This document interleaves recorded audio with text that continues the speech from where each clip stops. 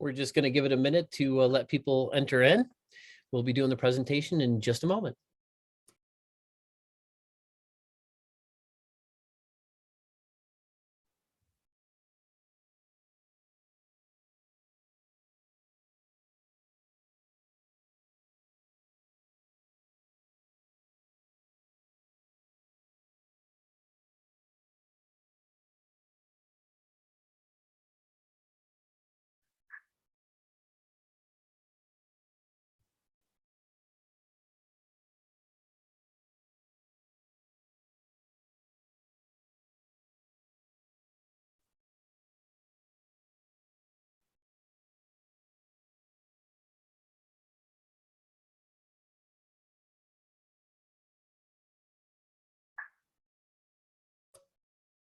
All right, it looks like we have pretty much the count has settled down a little bit. So we're going to go ahead and get.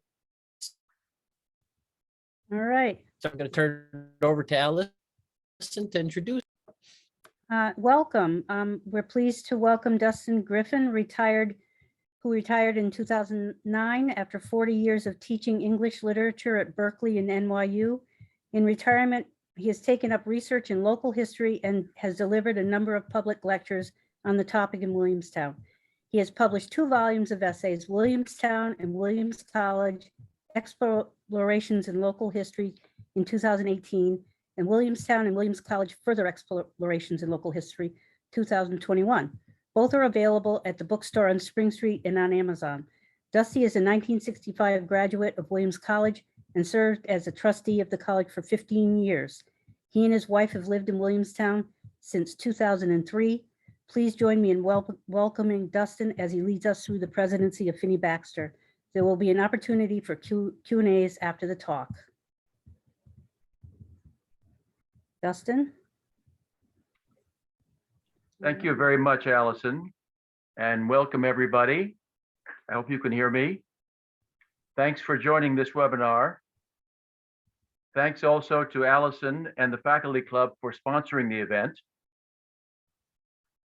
To Patrick Gray of the IT department at Williams College for setting up the webinar, and to Allison, who put together my slides into a PowerPoint. Okay, I think we are ready to go. All right.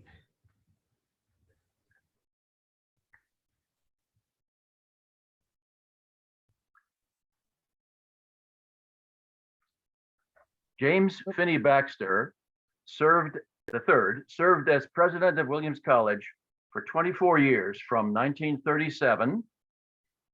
There's a picture of the young Baxter to 1961. Next slide, please. There's the older man. Known to the Williams community as Phinney and to his old friends as Jim, he was brought in after Tyler Dennett resigned in the summer of 1937 over differences with the Board of Trustees and alumni.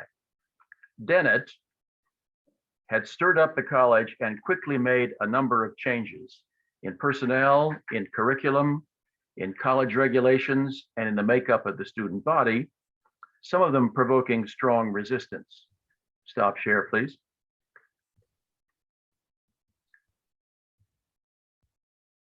Baxter was probably regarded as a relatively safe choice for president, since he was a second-generation Williams graduate. His father was class of 1889, and he himself was class of 1914, and he was a known quantity. He'd been on the Board of Trustees since 1934, and had in fact been the board's first choice to succeed President Harry Garfield when he retired in 1934. In office, Baxter proved to be a very popular and admired leader. 60 years after his retirement, Baxter is still regarded as one of the most admired and fondly remembered presidents in Williams history. By the late 1940s, Richard Newhall, chairman pro tem of the faculty and an admirer of the changes introduced by Dennett, came to think that Baxter was more successful than Dennett as a president, in large part because he was, quote, more adept by nature in being all things to all men, without losing sight of the educational goal.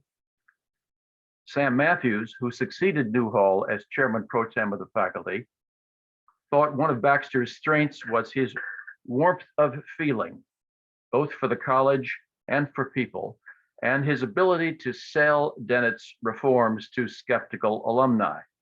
Faculty were generally on board already. When Baxter retired, the lead editorial in the Williams Record saluted him as a great president and a great man, expressing gratitude for his intellect and his warmth, quote, his personal magnetism and charm. Although nobody under the age of 80 now has firsthand memories of Baxter's presidency, anecdotes about him still circulate.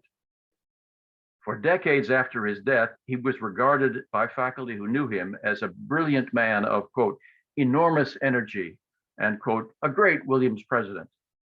Even today, retired faculty describe him as, quote, unmatched in terms of leadership and a president with, quote, spectacular executive gifts.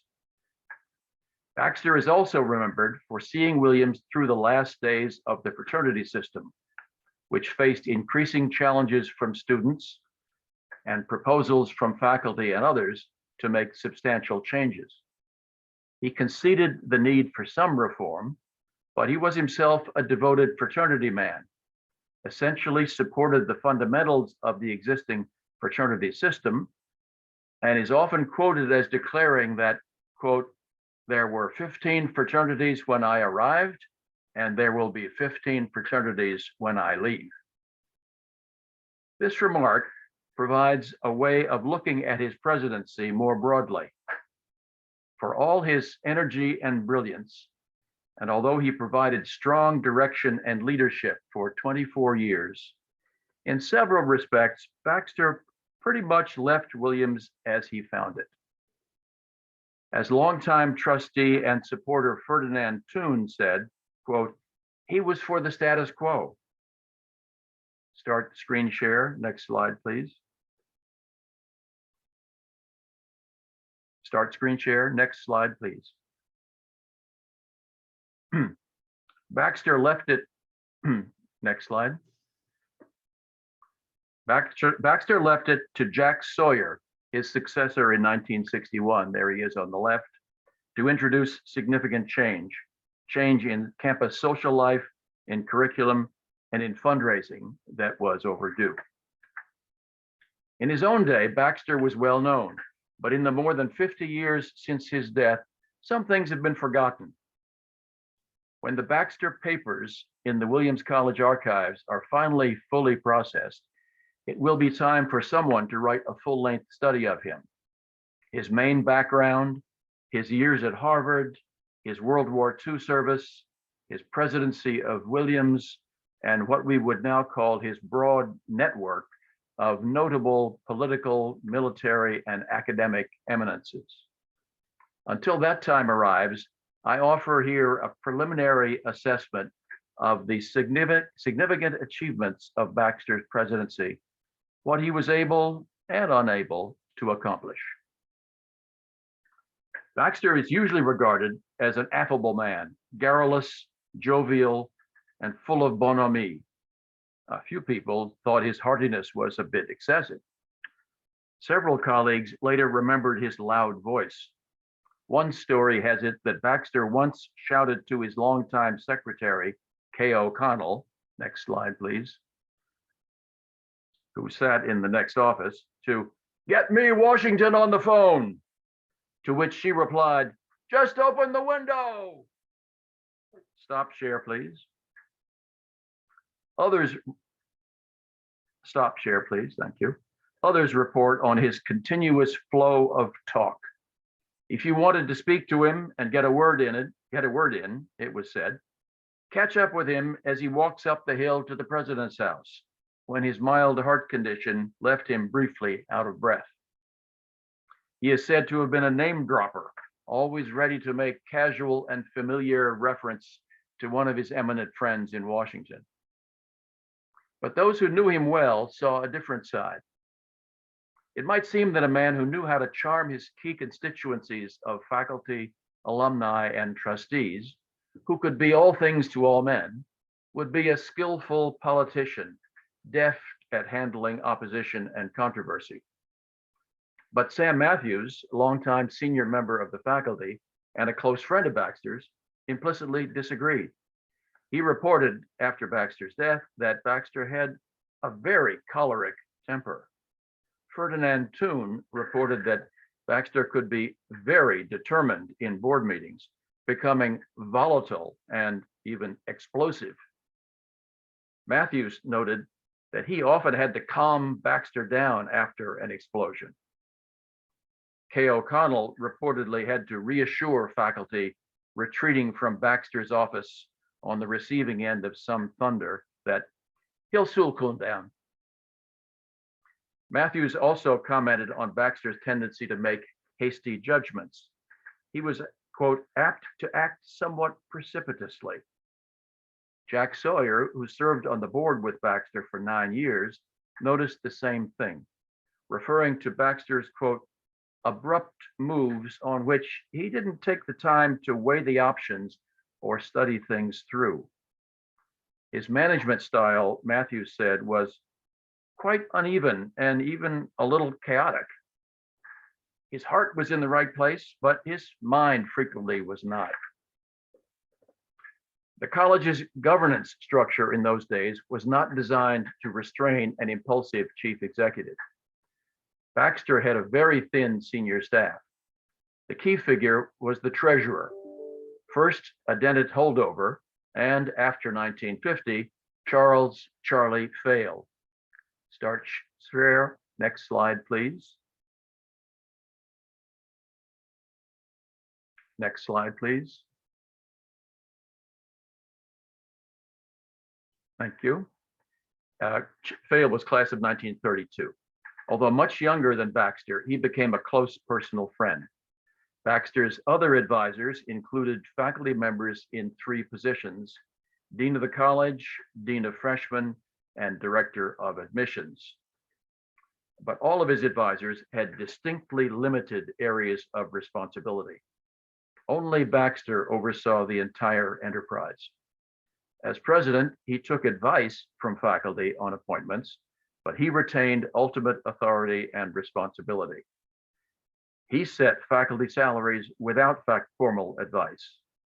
He chaired the Committee on Educational Policy. Authority for many personnel decisions, including faculty housing, at a time when most faculty lived in college-owned houses, was delegated to Kay O'Connell, his private secretary, who settled such matters as she saw fit. She was said to have, quote, an amazing capacity for mastering administrative details. And on a number of occasions, she probably made Baxter look good. It was sometimes said that, quote, she ran the college. Having served at Harvard until 1937, both as administrator, a master of Adams House, and as a classroom teacher, Baxter continued in both roles in his first years at Williams, teaching a new course in diplomatic history. In the run-up to World War II, as a prominent Republican, he also played an active role, next slide please, in the local political life on the campus, serving as a vocal advocate on panel discussions about Lend-Lease and then for increasing US involvement in the war against Germany. That headline there reads, sorry, back up, previous slide, please. Previous, start share, previous slide. That headline reads, Professor Baxter emphasizes need for preparedness. That's May of 1940. Stop share, please. After assuming the Williams presidency, Baxter did not devote himself to scholarship, but he was very widely read, especially in history, and it was recognized that he had a powerful intellect and an ability to discourse vigorously about foreign policy. Even before Pearl Harbor, Baxter was called to Washington to support the war effort, first as the recruiter for the predecessor of the Office of Strategic Services, the OSS.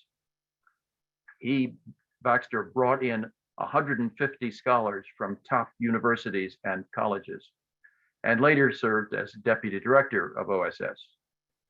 He was granted leave with compensation from his presidential duties at Williams from August 1941 to October 1942, so that he could spend 5 days a week in Washington and his weekends in Williamstown, where he met with faculty, trustees, students, and alumni. From October 1942 to 1945, he resumed his presidential duties, now spending Tuesdays and Wednesdays in Washington, the other 5 days in Williamstown. In February 43, he resigned from OSS to become historian of the Office of Scientific Research and Development, OSRD. Start share, please. Next slide. That's where he, next slide, please. That's where he wrote Scientists Against Time, a history of the wartime activities of the OSRD. Published in 1946, it was widely acclaimed as one of the most significant books of World War II. Only a historian trained in the field of scientific and historical research could have produced such a volume. So wrote the American Historical, previous slide, please, Review. Baxter, previous slide, please. Previous slide, please. Thank you. Baxter was indeed trained as a historian. His PhD dissertation at Harvard on the introduction of the ironclad warship was published in 1933. But Scientists Against Time was not a work of academic scholarship. With few footnotes and lots of photographs, it was designed for the general reader. Although commissioned as an official history, its prose is vivid and sometimes colloquial, anything but bureaucratic. The New York Times reviewer praised Baxter's ability to translate, quote, a huge block of diverse scientific experience into a reasonably popular idiom. The book won a Pulitzer Prize in 1947. While Baxter was in Washington in 1941-3, Richard Newhall served as acting president, in charge of all day-to-day operations. When he took leave, Baxter said he would not, quote, attempt to run the college by remote control. As chairman pro tem of the faculty, Newhall was the normal choice, but it seems likely that Baxter chose him because Newhall was known to be unlikely to want to make changes. Indeed, as his admirer, Russell Bostert, later said, Newhall, quote, considered his primary task to be one of preventing major changes in the college. Baxter took care of important college business himself, including devising a way to keep the college financially alive when tuition income fell off steeply as Williams undergraduates withdrew and enlisted in the armed services. It was he who negotiated contracts with the US Navy in December 1942 to arrange for 600 cadets from Naval Flight Preparatory School, the so-called V12 program, to live in the freshman quad, to use the classrooms, and 28 of the college's full-time faculty, 44 part-timers. Next slide. By the spring of 1943, only 315 Williams students were in residence, the other 500 having joined the armed services. Baxter then negotiated in May 1943 for the Navy to take over the campus for the so-called V12 program to begin in July. Soon, 440 apprentice seamen arrived. Only 108 Williams students were enrolled for academic year 43 and 4. The Navy paid for a new mess hall, next slide please, added to the back of the Courier Hall dining room. By the time the war was over, Baxter had resumed his full presidential duties, though he still devoted much of his time until 1946 to finishing up Scientists Against Time. By then, his chief task was to steer the college back to peacetime, staffing up and finding room for hundreds of returning students, now veterans, who had interrupted their studies, many of the married ones housed in the barracks built for the V12 program earlier in the decade. Next slide. It was at this time that Baxter, having attracted attention because of his administrative work in Washington and his book, was invited by a Columbia University search committee to apply to fill the vacant Columbia presidency. Baxter considered it, but decided to remain at Williams. He was to stay another 15 years. Next slide. When Baxter arrived in 1937, Tyler Dennett had already begun to rebuild an aging faculty. And Dennett's appointments suggested that he wanted to shake things up. Several of his appointments would go on to spend their careers at Williams, becoming campus leaders.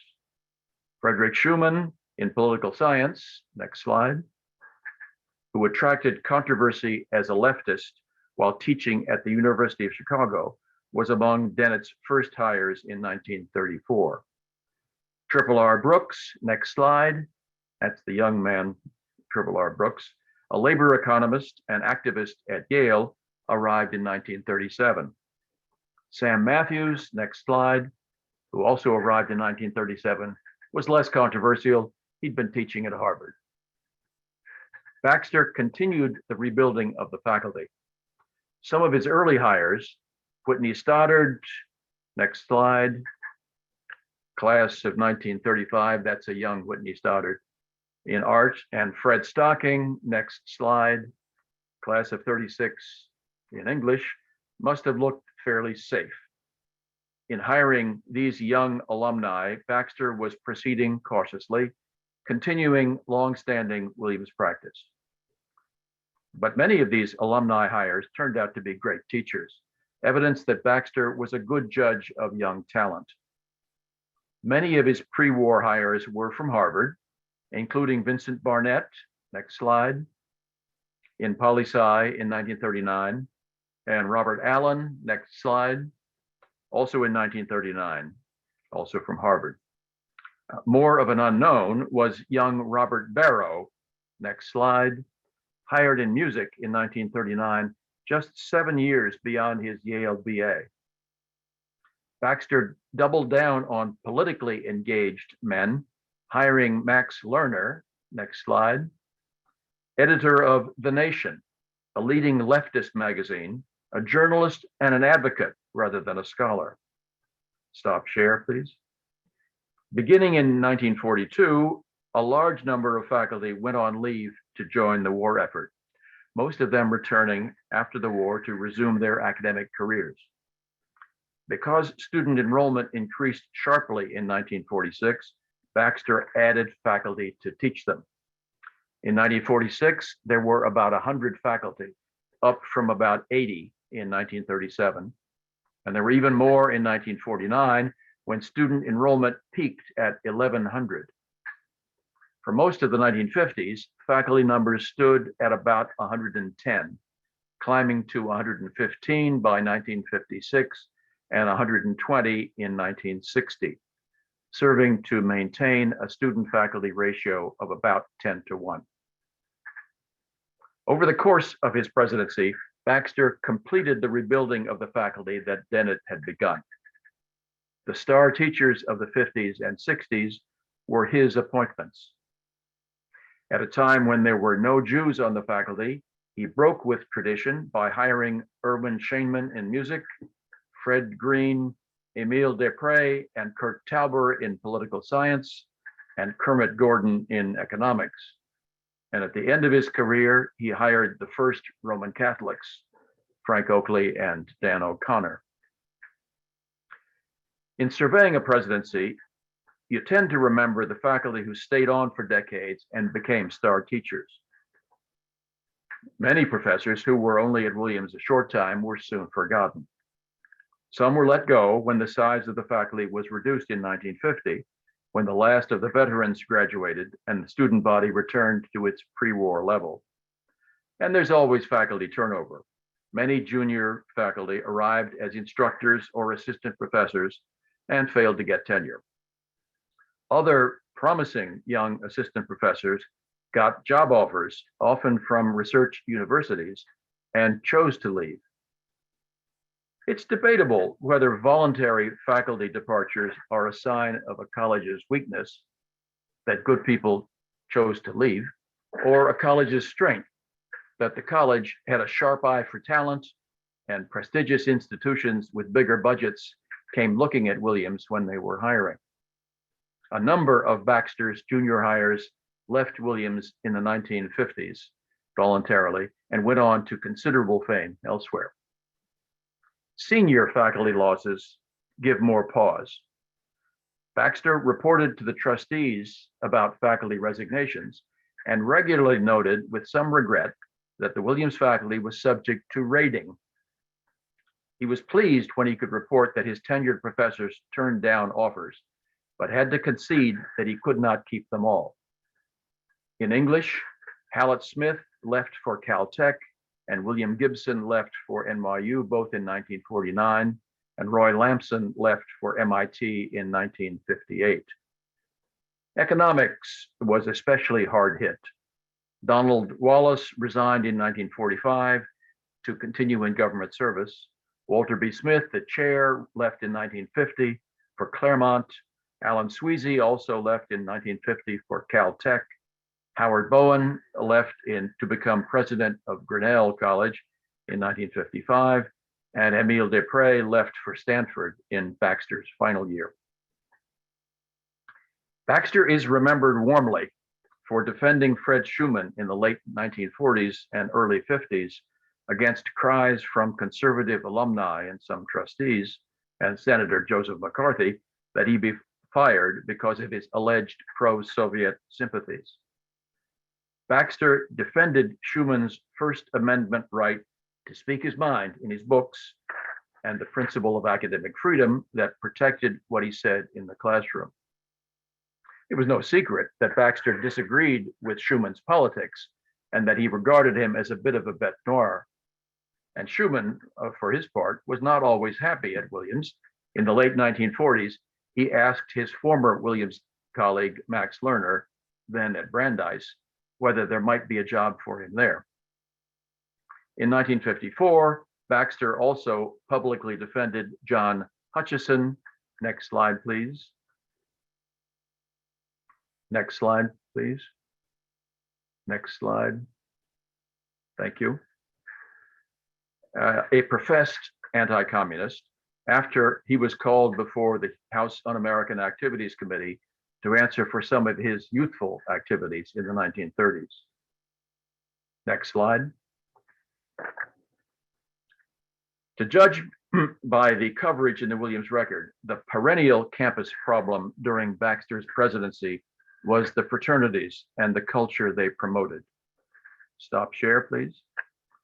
Like many New England colleges in the 1940s and 50s, Williams was a fraternity school in which the social life, meals, parties, and for many, housing of its students was largely defined by and literally supported by 15 independent organizations. Their handsome lodges owned and operated by nonprofit alumni boards, their rules and regulations for membership set by national organizations, of which they were chapters. Baxter himself was a loyal and enthusiastic member of Williams' oldest fraternity, Kappa Alpha. When he took office, about 75% of Williams undergraduates belonged to fraternities. That was the rub. About 25% of the students, many of them those on scholarship, graduates of high schools rather than prep schools, and including the handful of Jewish students, were excluded. Some by choice, but many because they did not receive or accept a bid to join one of the fraternities. The college had long acknowledged that this exclusion presented a problem, and in 1924 created for the excluded students what was at first called the Commons Club and later the Garfield Club. There was a fraternity problem on the campus when Baxter arrived in 1937, and a fraternity problem when he left in 1961. That problem was addressed by a number of presidentially appointed committees, and a series of incremental changes were introduced, yet the problem remained essentially unsolved. Indeed, Baxter, who sat on the several committees devoted to the problem, said as much in his annual reports to the trustees. The story of the fraternities during Baxter's time has been well told, especially in John Chandler's Rise and Fall of Fraternities at Williams College, a 2014 book, which reviews the recommendations of a series of committees from 1946 to 1960. But the work of an earlier trustee committee on which Baxter sat before he took office in September 1937, in effect predicted that once he became president, he would introduce no substantial changes to the fraternity system. This was the so-called Westbrook Committee, created under Tyler Dennett in June 1936, chaired by trustee Stillman Westbrook. Surprisingly, Chandler does not discuss the committee's report, perhaps because its recommendations were essentially buried or lost in the shuffle when Dennett resigned in the summer of 1937. When Dennett had assumed the presidency in 1934, he criticized what he saw as an anti-intellectual atmosphere on the campus and blamed much of it on the fraternities, whose activities did not support the core educational mission of the college. He was determined to diversify the student body and especially to bring in more graduates of public high schools, which he thought would dilute the strength of the fraternities. Baxter was one of 4 trustees on the Westbrook Committee, and as the sole educator on the committee, was very likely a prominent voice. As master of Harvard's Adams House, he had clear ideas about how a residential house might successfully promote intellectual life through programming in its common spaces. The committee's preliminary report in December 1936 included recommendations that the college improve facilities for non-fraternity students by building a new dormitory with common rooms to promote intellectual exchange. It recommended that the college build a central dining facility and that all freshmen be moved from the freshman quad to the smaller Berkshire quad so as to make room for non-fraternity students in Sage, Williams, and Lehman. It recommended that fraternity membership be reduced from 75% of the students to 60%. But it made clear at the outset that the committee had no intent to abolish fraternities or to modify them in any important way. The Westbrook Committee's report was twice discussed by the trustees, but rather than adopting the recommendations, the board voted at its May 1937 meeting to wait until it had some assurances that gifts sufficient to build the new dorm and dining hall would be forthcoming. Dennett resigned at the board's next meeting, and the Westbrook Committee's report gathered dust. As it happened, fraternity membership over the next 10 years did not go down. It went up to 80%. What's most significant, perhaps, is that the committee's recommendations, although not formally adopted, reflect Baxter's own thinking on this topic for the next 25 years. His solution, once he assumed office 4 months later, was in effect to leave the fraternities intact and to devote college resources to improving facilities for non-fraternity students. The central dining facility imagined in the 1936 report would in time be incorporated into the Baxter Hall of 1954, but the fraternities were not fundamentally changed. Baxter acknowledged that problems continued. He appointed several blue ribbon committees to make recommendations, but at each stage, he declined to take decisive action himself. One of the committees, the 1946 Shriver Committee, recommended that fraternity rushing be deferred to the sophomore year, that all freshmen eat together in a new dining facility, and that a new building be constructed for the Garfield Club, then quartered in the basement of Courier Hall. Start share, next slide, please. That's the big room in the bottom of Courier Hall.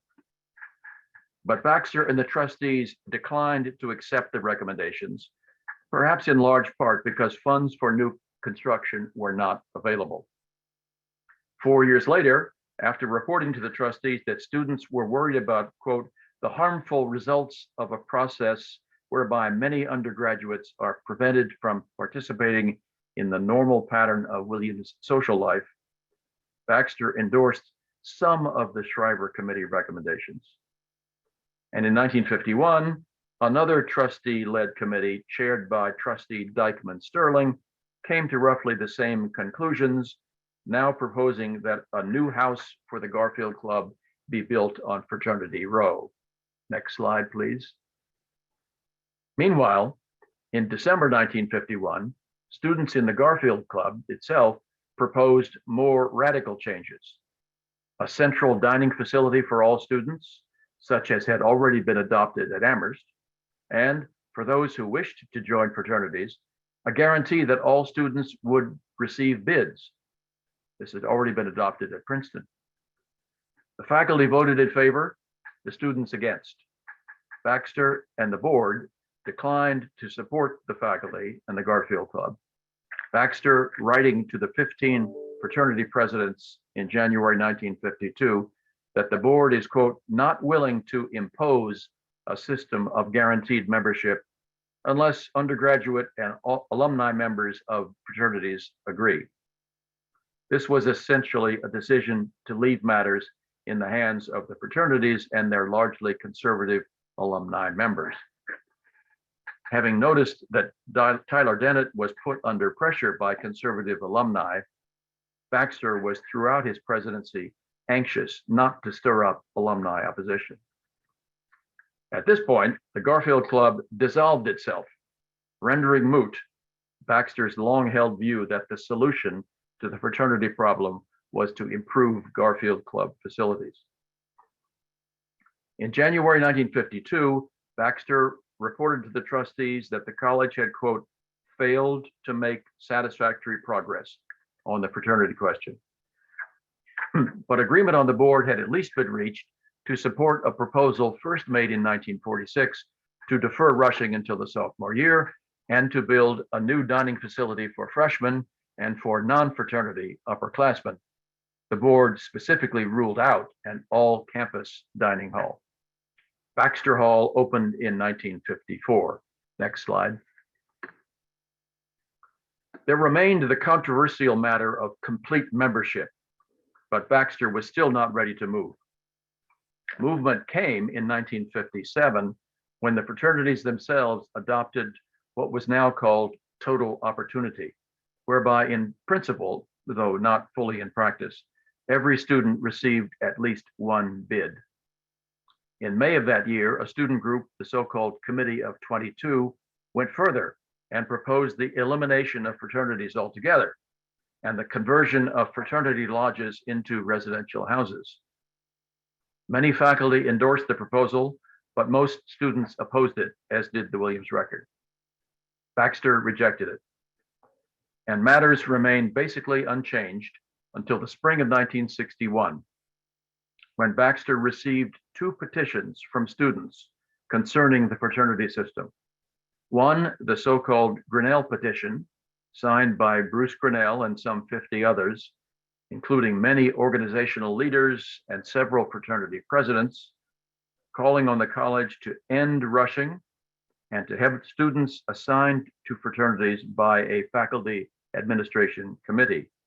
The other, a counter petition, arguing that fraternities should be permitted to reform themselves.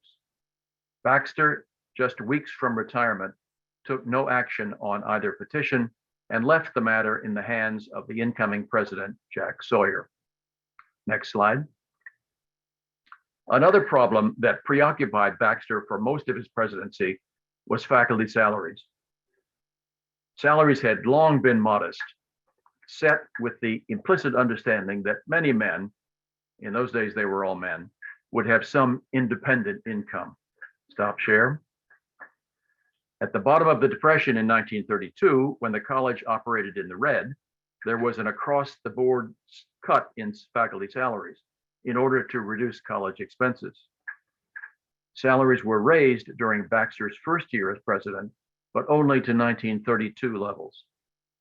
They were increased again in 1946 and 56, but did not keep pace with wartime inflation, which rose more than 70% from 1937 to 1949, and rose again during the Korean War. This was a national problem for colleges, tempered somewhat at Williams by a supply of subsidized college-owned rental housing made available to faculty as a fringe benefit. In 1954, Baxter reported to the trustees that, quote, "We have not yet raised teacher salaries to a point where real income in purchasing power is fully equal to that of the salary scale of 1937-38. The problem continued in 1956 when the salary range for full professor was set at $8,000 to $12,000. The top faculty salary was only twice the entry-level salary, what would later be called salary compression, which meant that senior faculty were vulnerable to outside offers that the college could not match. Many faculty needed to teach summer school elsewhere in order to supplement their income or take on consulting assignments.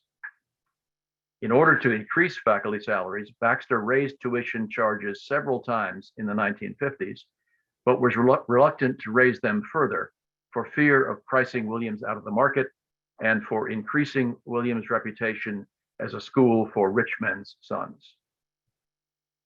Another source of revenue was income from the college's endowment, but the endowment too suffered from inflation during Baxter's presidency, only increasing in book value from $11.4 million in 1937 to $28.7 million in 1961. That sounds like a substantial increase, but not in real dollars. Adjusted for inflation, the endowment grew over Baxter's 24 years by only $2.4 million. Because enrollment grew from about 850 to 1200, endowment per student declined substantially. The standard solution for an under-endowed college today is capital fundraising. But college fundraising was much less common in the 1940s and 50s than it became even a generation later. Baxter ran only 2 small capital campaigns during his 24 years, raising $2.5 million in 1947 to 49 and $4 million in 1959 to 61. But even these modest amounts proved difficult to raise. Just 6 months before the end of the first campaign, Williams had only raised $1.5 million, and to raise even this much, had to suspend the annual alumni fund. Baxter was never an enthusiastic fundraiser and tried to reduce expectations that he'd do more. In 1954, he told the trustees that increasing the college's endowment is, quote, quite beyond the powers of a college president, however tireless a traveler he may be. Fred Rudolph later thought that there was plenty of money in the alumni body, but that Baxter, quote, didn't know how to ask people for it. He did not create a board development committee until 1950 and did not add a director of development to his staff until 1953. When Jack Sawyer was being considered for the presidency in 1960, he wrote to Baxter that the college needed to put a higher priority on raising money. He thought the goal for the 1959-61 campaign should have been 7 or 8 million instead of just 4. As he said later, quote, what I'd seen happen for a decade was that Williams was falling further and further behind, not only of the university fundraising pace, but also of Wesleyan and Amherst. Within 2 years of taking office, Sawyer announced a new capital campaign for $14.6 million. Start share. Next slide, please. Next slide. Next slide. Next slide, please. Next slide, please. Well, we'll get the next slide in a minute. I want to talk a bit about the curriculum. Baxter did not display much interest in making changes to the Williams curriculum. Upon entering the presidency in 1937, he in effect inherited President Harry Garfield's 1911 curriculum. 3 divisions, divisional requirements, the disciplinary departmental major, and the 1935-1936 revisions to this curriculum, a double credit senior course, a comprehensive exam at the end of the senior year, a beefed up honors program. During his time in office, Baxter modestly enlarged the curriculum, expanding the honors program and adding new majors in music, American history and literature, poly-ec, psychology, and Spanish. Stop share, please. Elsewhere in higher education, curricular change was being widely discussed, but Baxter was apparently not interested in adopting any of the changes proposed in Harvard's famous 1945 report on general education, which called for required courses for all students in 3 broad areas, or in core curriculum proposals, which were implemented at Amherst in 1947. Curricular matters at Williams were the responsibility of the Committee on Educational Policy, consisting of the chairs of all the academic departments, along with Baxter. This was apparently a cumbersome vehicle for curricular discussions, and Baxter seems not to have trusted it to reform itself. In 1950, he took the unusual step of appointing a committee of outsider academics, all of them Williams alumni. Baxter's new committee duly recommended that the college replace the existing Committee on Educational Policy with a 9-member curriculum committee, consisting of both tenured and non-tenured faculty. And the new committee took up discussion of a variety of proposals for curricular reform. Baxter's disinclination to recommend significant curricular change was shared by the new curriculum committee. In the end, no proposals were put forward for any changes except revisions to the honors program.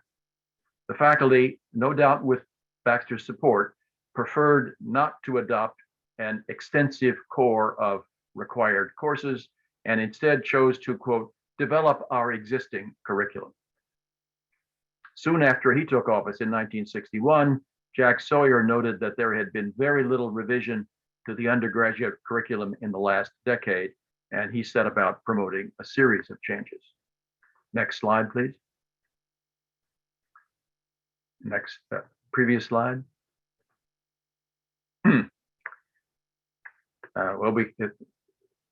Next slide, please. That's all right, that's fine. Thank you. In 1983, Fred Rudolph wrote that the trustees, quote, in their conversations with respected educators and others as they conducted their search for President Baxter's successor, discovered that the college's reputation had been sliding and that a widespread impression was abroad that Williams had become stalled or was drifting.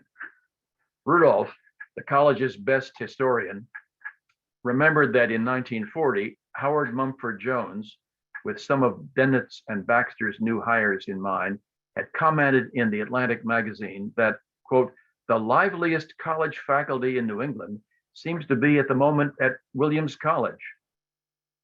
But by the 1950s, Williams may have lost its edge. When John Chandler was considering a job offer from Williams in 1954, he was discouraged by his graduate school advisors from beginning his teaching career at a white shoe kind of place. Kurt Tauber heard the same thing at Harvard in the late 1950s. In 1957, the Chicago Tribune published a survey of the best universities and colleges in the country. Next slide. Based on the opinions of 33 consultants, mostly university presidents and deans, and on some objective data. Williams, next slide, was ranked as the 10th best men's college, not only behind Amherst and Wesleyan, but also behind Haverford, Kenyon, Hamilton, Union, Bowdoin, Sewanee, and Washington and Lee. Reputational surveys like this one were not more objective in 1957 than they are today, and reputation tended to lag several years behind the facts on the ground. By the late 1950s, Williams was no longer a school for rich boys. The composition of the student body was in fact changing. During Baxters Presidency, for example, the percentage of incoming students from public high schools increased from 25% in 1939 to 59% in 1960. The academic quality of Williams students began increasing after World War II, though as late as the early 1950s, according to Baxter's annual reports to the trustees, the college did not expect all its successful applicants to be in the top 25% of their high school class and was still valuing character over brains. But in the days before the US News and World Report began publishing its annual surveys, this Chicago Tribune survey must have troubled trustees. Next slide, please. Previous slide. That's all right. Next slide, please. In 1958, the executive committee, previous slide, please. Thank you. Of the board asked Baxter as he approached his 65th birthday and gave no signs of planning to retire, how long he intended to serve. He told the committee he aimed to retire in 1961. He announced his resignation in June of 1960 to take effect a year later. Here he is in the fall of 1960, saying goodbye to the seniors on the football team. Baxter was a great Williams sports fan. In retrospect, some, including his wife and his faculty ally Sam Matthews, thought Baxter had stayed on too long. So did Ferdy Toon, a friendly trustee. It was probably after a little nudging that Baxter retired at age 68. Next slide. The leading candidates to replace him were Jack Sawyer, who had by then served 9 years on the board, and Vince Barnett. It was an open secret that when Baxter brought Sawyer onto the board in 1952, he had already concluded that he was the top candidate to be his successor. Over time, Baxter apparently cooled. Sawyer had his own ideas about fraternities, curriculum, and fundraising. Baxter came to prefer Barnett, but when he realized how much support Sawyer had from other board members, he yielded. When Baxter died in 1975 at the age of 82, a friendly obituary in the New York Times reported that he had, quote, transformed the college to a school that put a premium on intellectual accomplishment, increased scholarships, cut way down on admissions from prep schools, and enriched the curriculum. Baxter did indeed oversee these changes, but most observers would now say that it was not Baxter, but Sawyer who transformed the college. Taking a longer view, one might conclude that it was Baxter's fate to serve between two presidents who significantly transformed the college. Dennett by elevating academic standards, diversifying the student body, and reinvigorating the faculty with a number of key new hires. Sawyer by overseeing the end of fraternities, remodeling the curriculum, and bringing in coeducation. As Baxter described himself in his 1937 induction address, he was a moderate reformer. Stop share, please. Baxter's chief accomplishments were several. He implemented Dennett's changes and persuaded the alumni that they were for the good. He continued the rebuilding of the faculty, making a number of stellar appointments. He kept the college afloat during World War II.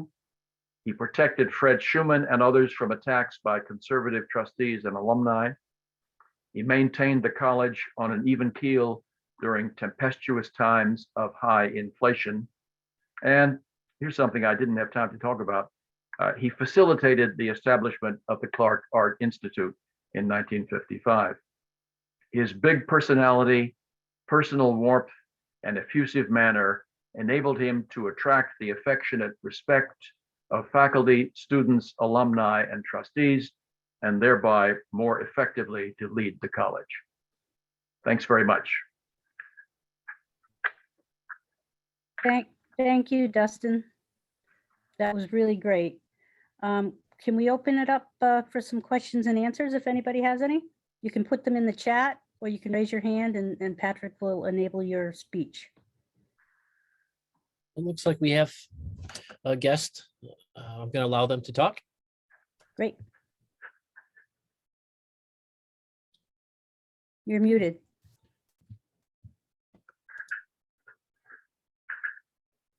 All right.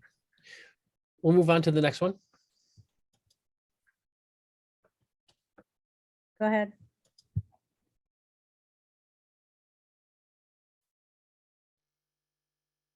Looks like you're muted. While we're waiting, maybe I'll just say a little bit about something I wasn't able to speak about, and that's Baxter's role in bringing the Clark Art Institute to Williamstown. He was really involved in that project behind the scenes from beginning to end. In 1949, when he heard from a trustee, a Chicago lawyer, who had heard from a New York lawyer friend that this fellow named Robert Sterling Clark in New York was looking at a place in the country to move where he could move his art collection. Baxter sent Lane Faison and Carl Weston, recently retired art historian, down to his apartment in New York to look at the paintings. They looked at them, they were flabbergasted at what they saw, encouraged Baxter to pursue the matter. And Baxter then invited Clark to Williamstown and gave him lunch at the president's house, reminded Clark how generous the Clark family had been to the college over the years. Clark's grandfather had been a trustee. The family had built Clark Hall, and he invited Clark to consider moving his collection to Williamstown. And over the next several years, Baxter very assiduously cultivated Clark, exchanging letters with him about foreign affairs and 19th century French history, reporting on his family's health and their travels and so on. And once Clark committed to move his collection to Williamstown, he focused on a site on South Street. But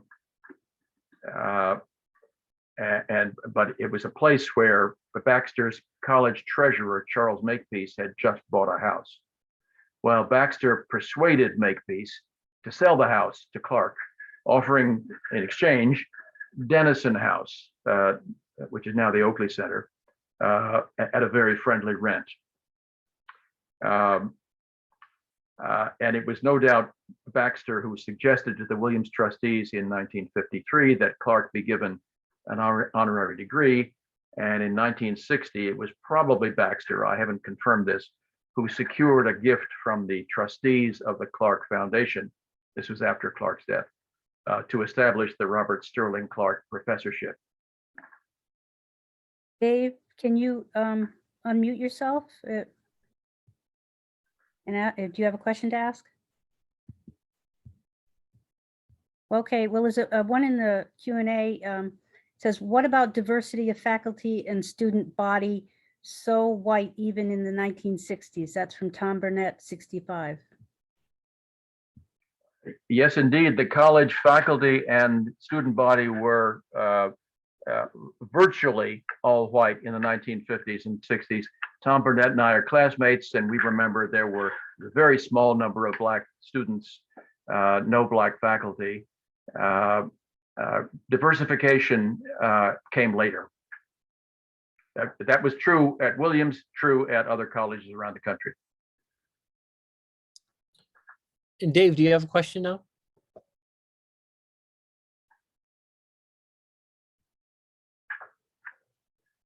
Okay, we'll move on to Tom.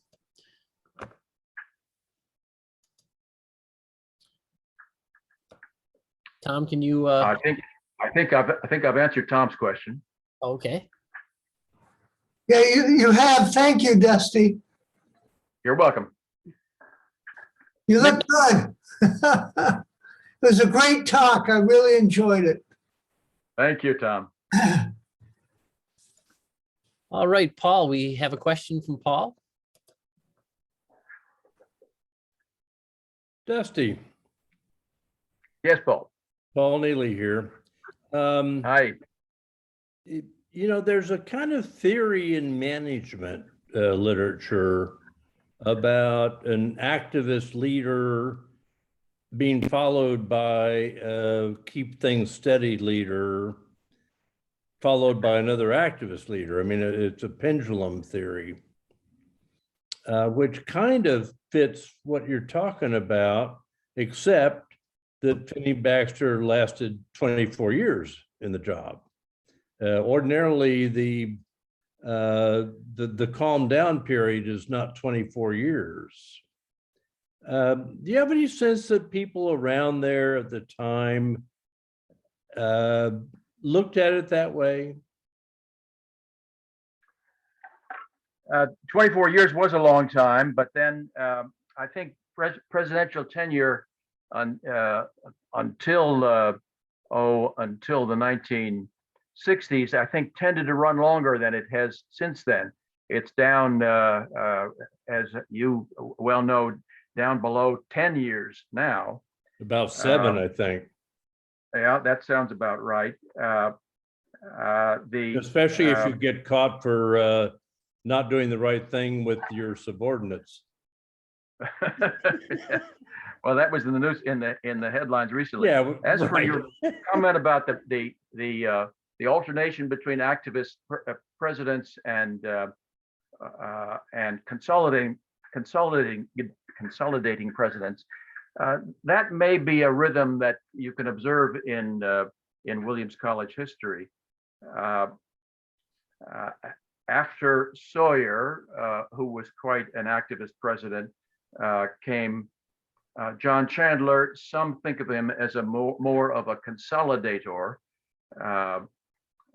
Maybe that, although maybe that reputation needs to be re-examined too. Chandler was succeeded by Oakley, a more activist one. So I think perhaps there is a rhythm from that you can observe over the long durée. But as for Baxter's time, it was an unusual time. I mean, his years, he lasted a long time, 24 years, but that included the very difficult and complicated World War II years, and Baxter successfully steered the college through those years. So I think that he probably needs an asterisk beside his name whenever we draw up long-term comparisons about the activists and the consolidators.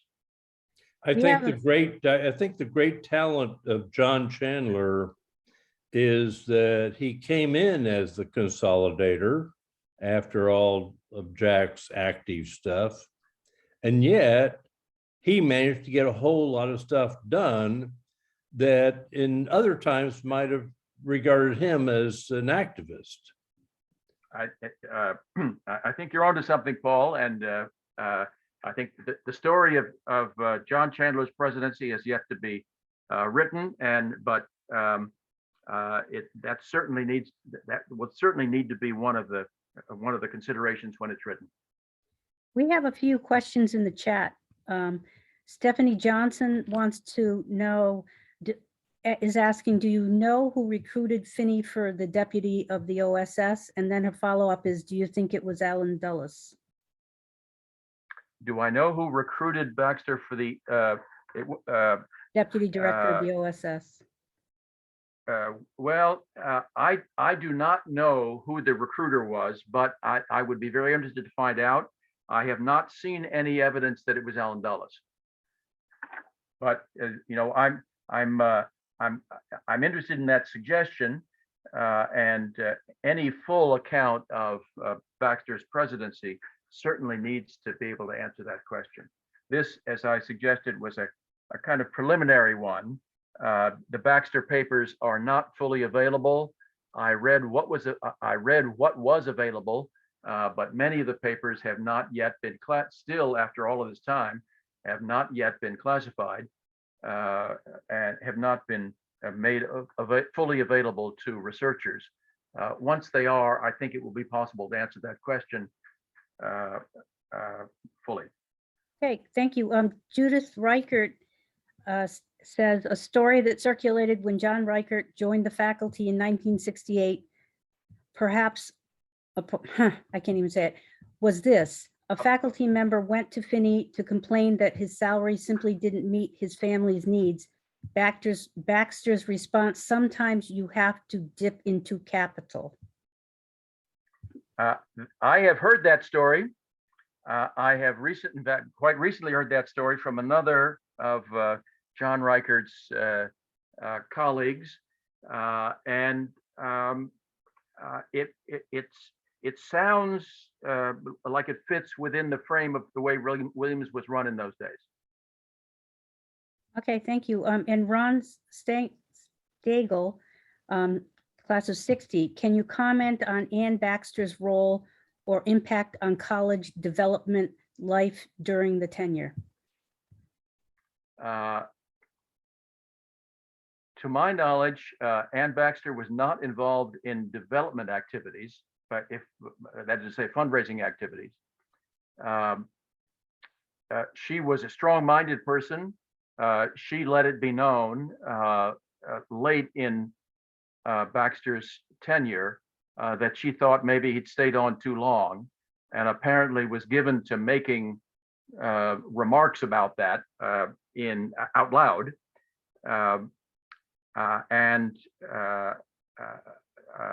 That's all I've been able to find out about her. But for purposes of this talk, she was a strong figure, though not by any means a co-equal figure.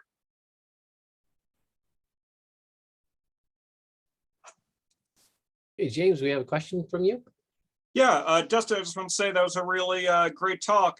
I would say, listening to remarks, it seems to me, the kind of real story is, between Harry Garfield's 28 years as president and Baxter's 24 years as president, it's kind of remarkable that you have a half century where I would say the leadership was basically the same. Everything you say, Harry Garfield always defined himself as a moderate reformer. So did Phinney Baxter. Garfield pushed Baxter to be his successor back in 1933, 1934. And I think it's kind of interesting that Williams, basically from 1908 through 1960, leaving aside the 3 years of Dennett's regime, basically has a moderate reformer as a president, and also someone who devoted a lot of their time to affairs outside of the college. Baxter also did a lot of things in the 50s, Gaither Committee and other things like that, let alone, his work during the war. So I think that's an interesting story. You could kind of view it as one long presidency that lasted for 50 years, but I'll leave it there. But it was a really interesting talk. Thank you, Jay. That's a very interesting point you make. Yes, indeed. That I suggested that Baxter was like Garfield, a moderate reformer. They were in between them came Tyler Dennett, who tried to shake things up more. Baxter may have stayed on as long as he did, 24 years, because he said, well, Garfield stayed 28. I can 24 is okay. But I think your point is well taken. Baxter did have a lot of other interests. The remark that his heart is in the right place, but his mind is not always, that his supporter said, that may hint at the fact that Baxter had lots of other things on his mind, had a quite wide-ranging interests and contacts, not only during the war years, when he really had another job to do, but even late in his presidency in the 1950s.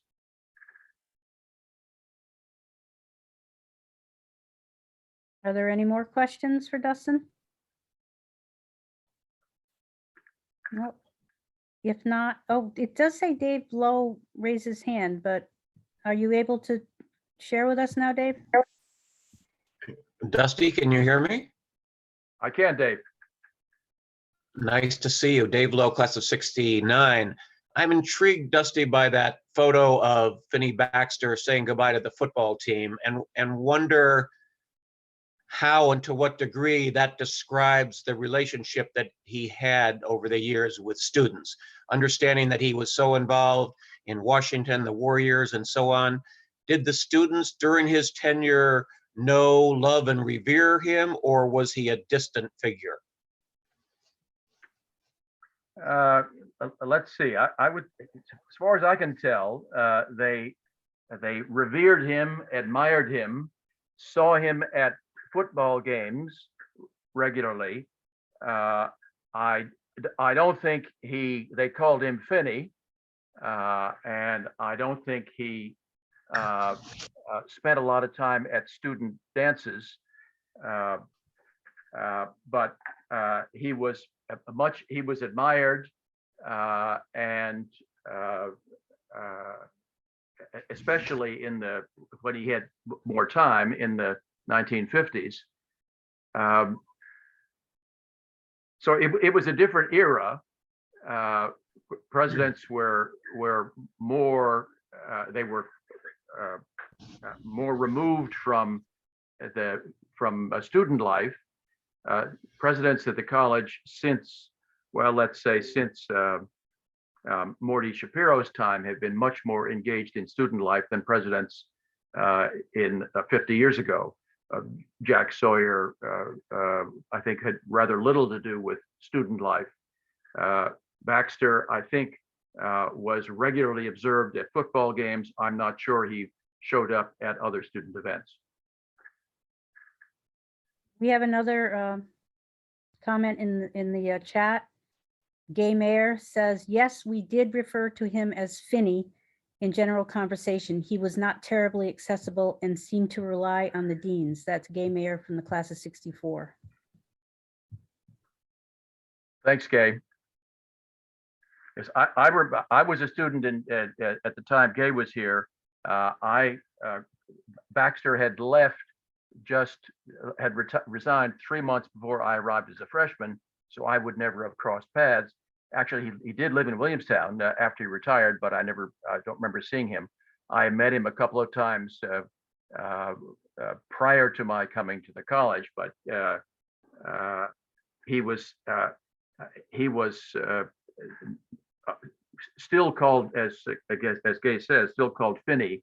No students would have called him Jim. Probably didn't even know that his name was James Phinney Baxter. Thank you. Any more questions? Well, if not, I'd like to thank Dustin and for his great talk, and Patrick for all his hard work in helping us host this webinar. It was very nice. It's been recorded, by the way, so we'll have it available at some point for people to view. Thank you. Good night. Thank you, everybody. Good night.